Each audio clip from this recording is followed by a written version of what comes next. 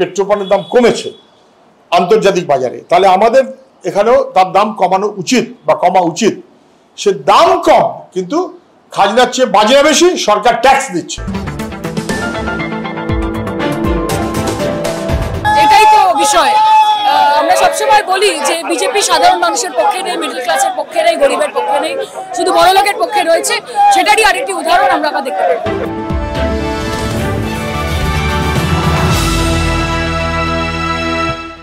সাধারণ মানুষকে রামনবমীর উপহার দিল কেন্দ্রীয় সরকার। আবার পেট্রোল ও ডিজেলের উপর আবগারি শুল্ক লিটার প্রতি 2 টাকা বৃদ্ধি করেছে মোদী সরকার। শুধু তাই নয়, গ্যাসের দামও বেড়েছে 50 টাকা। আপাতত এই মূল্য বৃদ্ধিতে মাথায় হাত সাধারণ মানুষ থেকে গাড়ির চালকদের। এই সিদ্ধান্তটি 7 এপ্রিল 2025 তারিখে ঘোষণা করা হয় এবং 8 এপ্রিল থেকে কার্যকর হয়েছে বলে জানা যাচ্ছে। এই নিয়েই কেন্দ্রীয় সরকার থেকে রাজ্য সরকারকে এক হাত নিয়েছে বাম দল।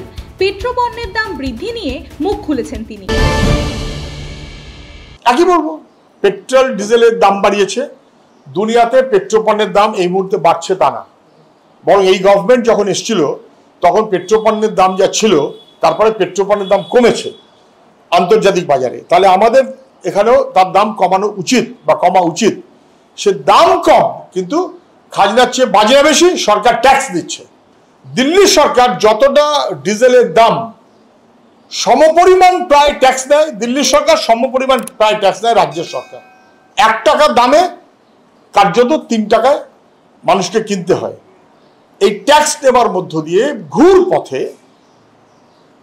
পথে কার্যত মানুষের উপর থেকে তোলা আদায় করছে, চাপ দিয়ে আদায় করছে দিল্লির সরকার, রান্নার গ্যাসেই হোক আর পেট্রোল ডিজেলেই হোক। সুজন চক্রবর্তীর কথায় সাধারণ মানুষের উপর নাকি তোলাবাজি করছে তৃণমূল ও বিজেপি।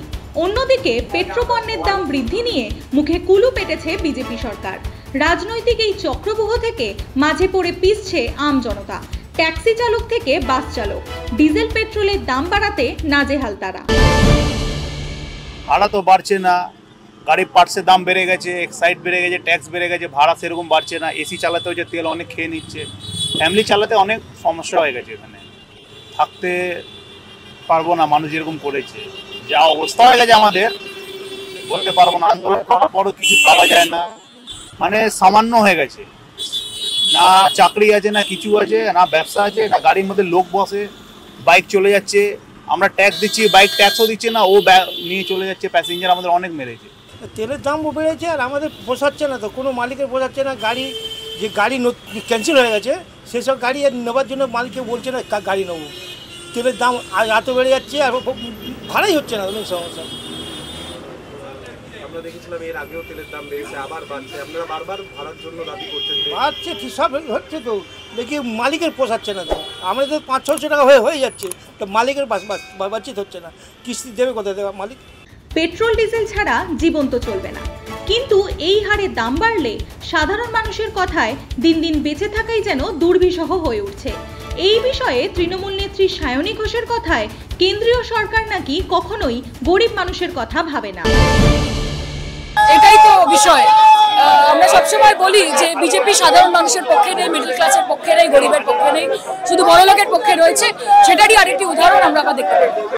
মূল্যবৃদ্ধি নিয়ে যখন একাধারে জনসাধারণের দমবন্ধ অবস্থা, তখন অন্যদিকে একজনের দোষ অন্যজনের ঘাড়ে দিতে ব্যস্ত রাজনীতিবিদরা, কিন্তু তাতে ফল শূন্য। এ যেন খানিকটা রাজায় রাজায় যুদ্ধ হয়, উলুখাগড়ার প্রাণ যায় এমন দশা।